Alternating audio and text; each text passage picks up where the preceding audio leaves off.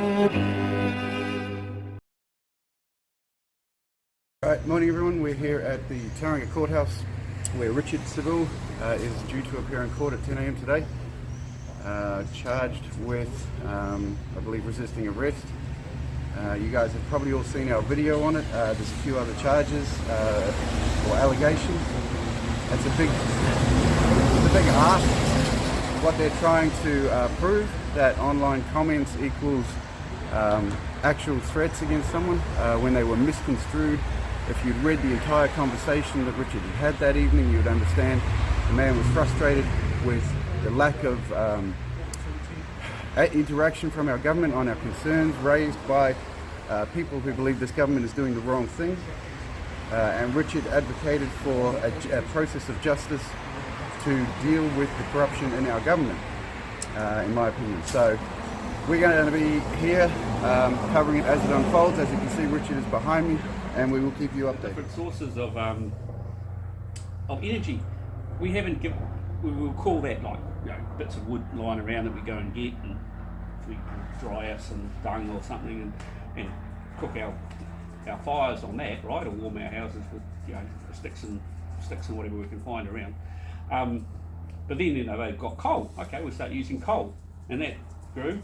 Then we started using oil and gas, right, and then nuclear, and now renewables. But he had a graph that was like, and we don't actually get rid of any of those sources. We just grow them, right? We grow them, and what they're doing is they're destroying almost half of that graph, right, of the oil and gas. And as that energy curve, or the sources of energy, has grown, our population has grown, right? If you cut off half of that, what's going to do to the population? Yeah, it's going to kill off half of the people. Yeah. If they're going to take away half of the energy requirements to sustain our societies and humanity worldwide, that's going to. Yep. No one's. Heaps of people are actually talking about it. That it's going to destroy a lot of people, right? And people they're going to die.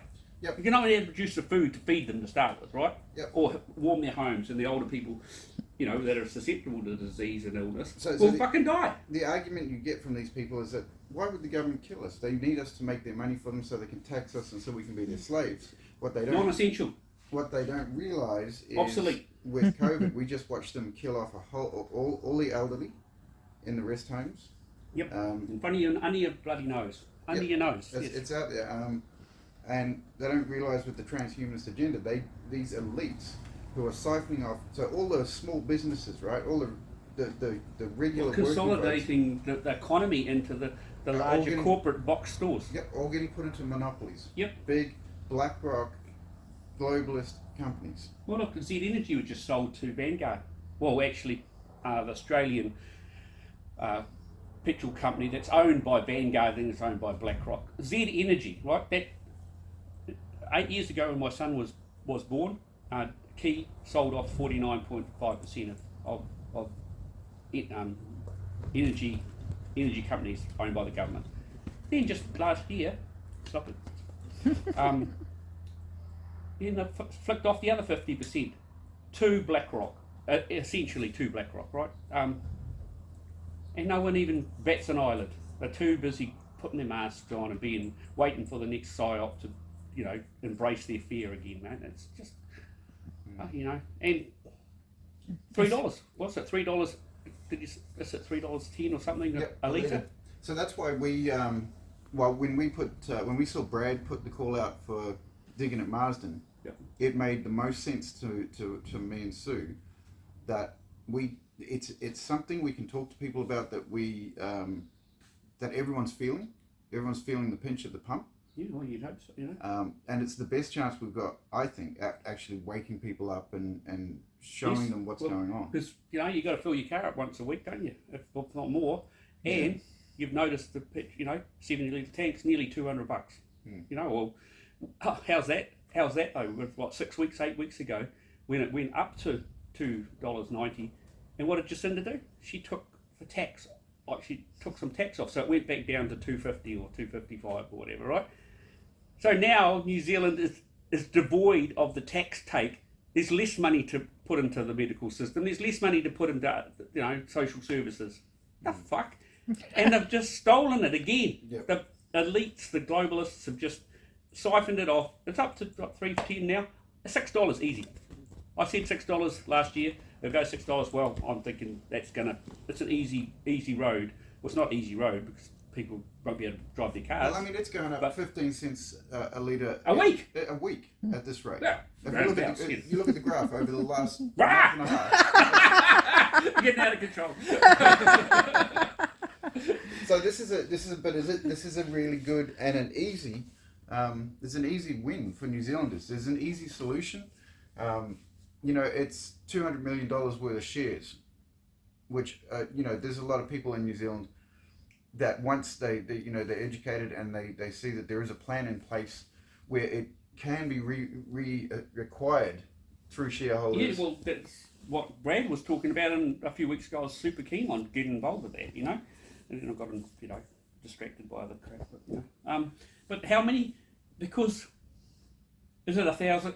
If you had $1,000 one share, $1,000. How many people is that? That's like 200,000 people, was it? I worked it out. 200,000. So if 200,000 people put $1,000, bought $1,000 worth of shares, that would do it. Yes, I think that's from memory. I can't remember, but it's something like that. But it's 200,000 people. That's a lot of people, isn't it? But it's a cheap to have energy security. Yeah, and maybe some other wealthier people the farmers that actually need it to cultivate the land, could put in a $10,000, buy 10 shares or something, right? So, but the farmers are some of the biggest people at risk because they store fuel on their property, right? And when it starts getting to $6 a litre, that's when the farms start getting raided from their fuel tanks. Oh well, that's right. Law and order will break down. It's already shown in other areas of society where the police aren't enforcing, right? And the judicial system or the justice system are not enforcing. Look at what's happening in my home. Like, they're not evicting people that aren't paying their rent, costing me thousands and thousands of dollars, right? And heartache and lost productivity because I've got to deal with this shit. These people should be gone. They were well over the limit for of how you would evict someone if they don't pay their rent, right?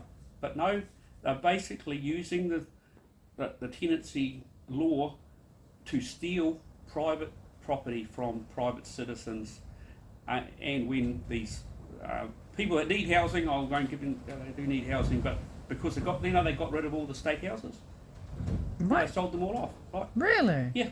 Wow.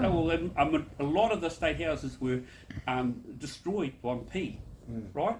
And because of the rules, they couldn't let the houses out to them with that P contamination. And that's why are they letting that shit come into the country? Where's it coming from? China. Well, that's how you destroy a country. You let the drugs in. You look at the opium. Yep. What opium did to China. That is an absolute no.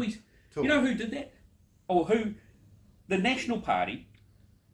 While the National Party was with John Key, 9 years of John Key, our exports, are 50% of our economy, of our exports go to China. So the economic power that China or the CCP has over the New Zealand economy, 50% of our exports go to China. Yep.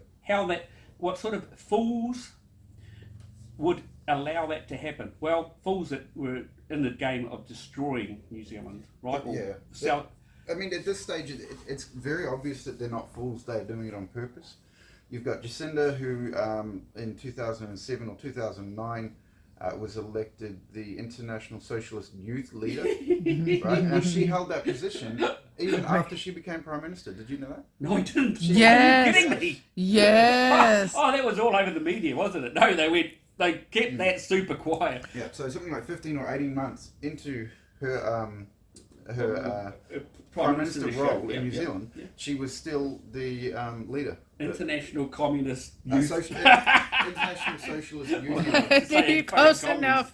Socialism is just a nice word for communism. But hey, do you actually think she's a communist? I think she's more of a fascist. I think she's much worse than that. Well, a globalist. They're globalists. They're all. They don't live in the same world we live in. They don't worry about where they're going to get, the next month's freaking mortgage payments from. They don't live in this world.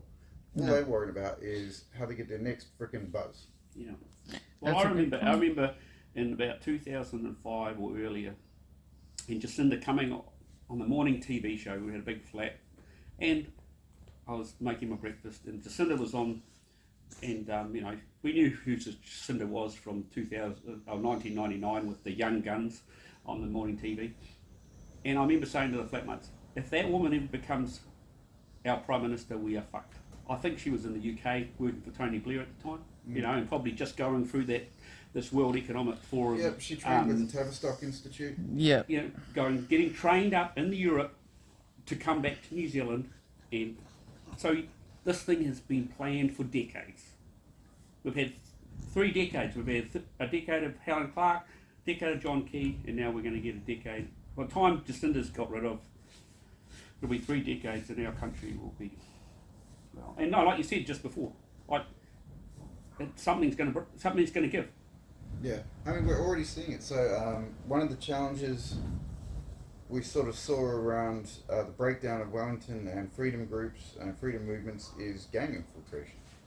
Yeah, well, that's what's, You know, isn't that's- that what's happening up at Marsden?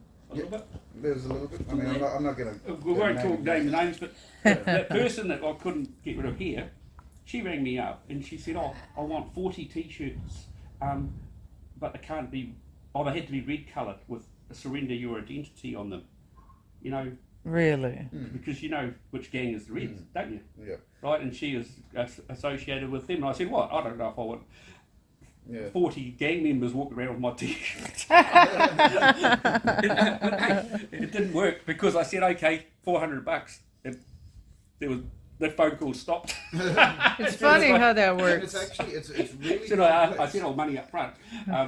It's really complex how it gets argued into into existence. So you get parents or kaumātuas who have had children in gangs, and so it's like, well, that's our whānau, that's our family, you know. So why can't they come into this camp and into this movement?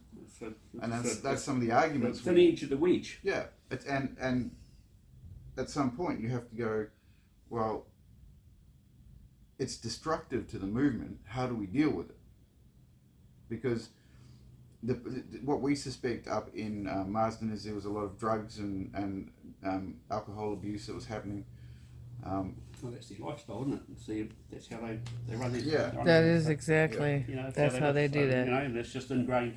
And the challenge we had was, you know, people would come up there all enthusiastic and motivated, and they'd drop off some food that they'd made for us, and they'd stay the night, and then Look around. these people that were in this sort of area were all trying to get rid of Brad from the camp, because Brad was not starving, but Brad set up a structure where money didn't flow into the camp like it did at Wellington. Yep. We asked for goods, for food, for what we needed.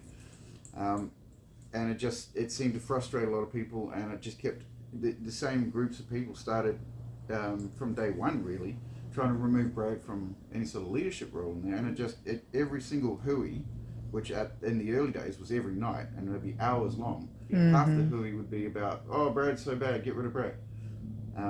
Did that start at the in the, you know, when everyone went over to Lyle Bay, was it? Where did you guys go after? Mahangi Bay. Or you went to a bay somewhere Yeah. on the southern coast. Did it start there? Yeah. So Where- this has been through all of those other camps. Yeah, the yeah, same yeah. issue. And then people from those camps that survived them have come up and said they're here for the kaupapa, but their actions haven't matched their speak, you know. So they've been asked to leave. And it's a hard thing because you have to take people on their face value to start with. Well, you know, you try to be, you know, just like this person that was here, trying to be nice and nice and nice, but at some point you just go, well, you know, you just stop being nice. Well, and you have to, yeah, it's terrible. So do you reckon this is a planned thing from the government to use those people to infiltrate and you know, Well, I mean, frustrate the movement? so there's rumours that Then they we accuse can't Brad confirm. of being one of them. Oh, What they're doing. of Accuse course. the other side of what you're engaged to do. Exactly. Yeah. Manifesto 101. So yeah, we have some very credible information about operatives for other political parties being involved that were during Billy Tikahika's election were involved in sabotaging the campaign. We've had them come through. We've had all sorts. How it's going to work in the future, man? Well, I mean, how are we going to keep these people from frustrating it again? You know.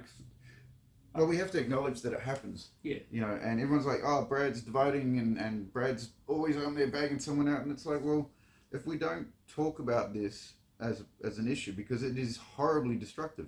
Like, these people will come into the camps, very hard to ask them to leave. And they would manipulate other people in the camp into being against Brad. Yeah. With whatever techniques, drugs, alcohol, I don't know. But they would never really actually do anything for the cause. You know, they wouldn't come out to roundabouts and stand and hold signs. They would sit around the camp and say, oh, well, we're going to build this today and we're going to do that today. And, you know, it wasn't about the someone's camp. paddock. You don't build a whole town in someone's paddock. No. You know? You need to get up early, go to the bloody roundabout as a sign and jump up and down, I suppose, you know. But, Yeah. but So the kaupapa was set out clearly from the start, but you know it got a bit messy when we had to back up into the paddock, and it was sort of a couple of weeks after we'd secured the paddock that the I'm going to call them builders came. You know, the people that wanted to build a community there, and it's like, well, hang on a minute, this is just a fallback. This is just a base. just for somewhere to come have a wash and to eat and things like Yeah, that. but they didn't see it like that. What they saw, and very clearly, was that this was an occupation and not turned into a martang or whatever, you know. Exactly. Stealing this land, you know, oh, it's got historical value now because we've been here for a week and a half. exactly. I've got a dump over there, by the way, too. It's mine now. I lordalized the land. Unbelievable, man. Yeah, and so the overheads of maintaining just the camp alone, it was insane. It just sucked money up and it bloody sucked mushroom time up cloud, and energy up, and it was achieving nothing. It was absolutely useless as far as the rest of us actually getting out and doing awareness campaigns. Yeah, really. Well, So here we are. well, you know, I didn't buy that trailer.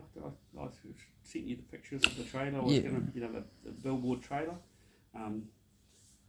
It went for about $4,000 that trailer. But I think that having a mobile billboard could be quite the business, you know, for this. But I agree, and that's why after putting, we've just used electrical tape on the van, but lots of people look at it. Yeah. It's a really good mobile billboard, especially when you've got a few of you driving around. And I thought, well, Napoleon was onto this from the start. Mm-hmm. Oh, okay. Well, Exactly. can I show you? Come outside. I'll show you what I want to do because I've got a plan. Because I didn't buy the $4,000 one, but I won't. You don't need to go outside. But you see my boat trailer over there. Yeah. I want to push the boat off because I never used the bloody boat. and it's, you know, it's a light trailer, and I was get the local fabricator to build a A-frame. Any steel. Don't have to be aluminium. A-frame, and we use U-bolts to, you know, secure it down to the perimeter of the trailer, and I don't have to pay four grand. I think we can go check that out, don't you? Well, I think the Digging at Marsden needs to look at stuff like this as well. Anyway, we're gonna wrap this up. We're gonna just upload this. Sorry guys, we promised that we would do a show thanking everyone today. We just haven't had time. We've popped down to see Napoleon, helped him get a few water tanks in place, Which you guys did see on Telegram moments ago. There's a list of people who made this possible by helping out with donations to us over the last few days. We're going to thank you all personally in a video as soon as we get a chance. I just want to say Sue and I are so moved and thankful for your donations. Yes, we are. And we will keep you guys updated as we are here at Napoleon's house doing work for Napoleon and Stitch, because Stitch is just the most awesome little dog. Look at him. All right, we'll catch Much you love, guys. later.